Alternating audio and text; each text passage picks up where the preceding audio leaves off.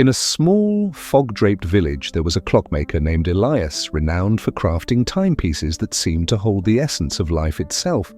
His workshop was an enchanting place filled with the soft ticking of clocks, the scent of aged wood, and a golden glow from a mysterious clock on the wall.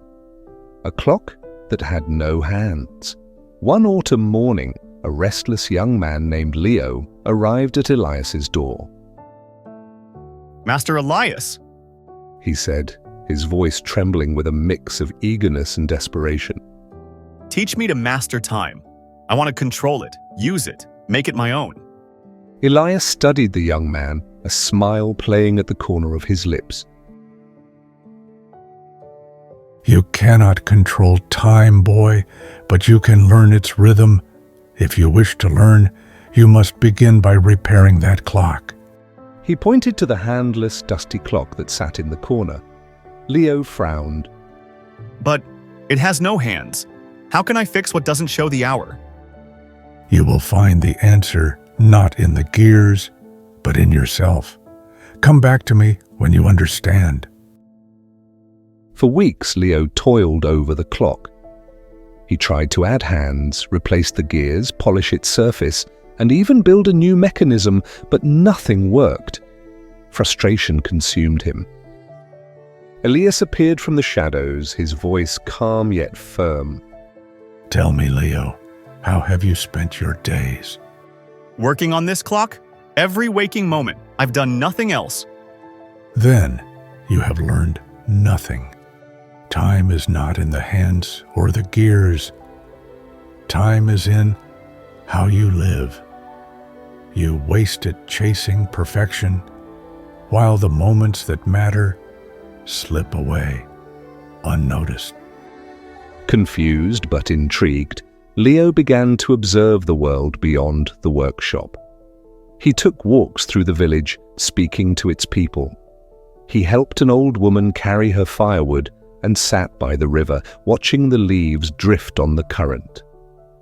For the first time, he noticed the laughter of children playing in the square, the warmth of sunlight on his face, and the beauty of the stars at night.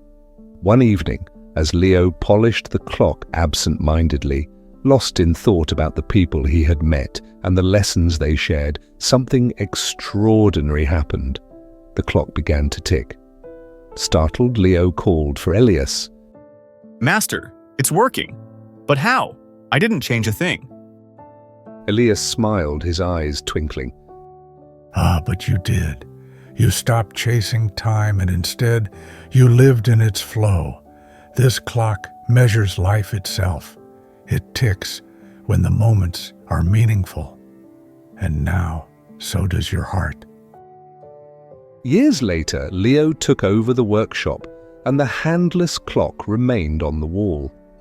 Every visitor who came to marvel at his creations would ask about it, and Leo would smile, sharing the wisdom Elias had passed down.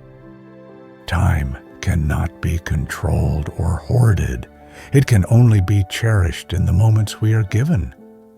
A life lived for perfection is a life half lived.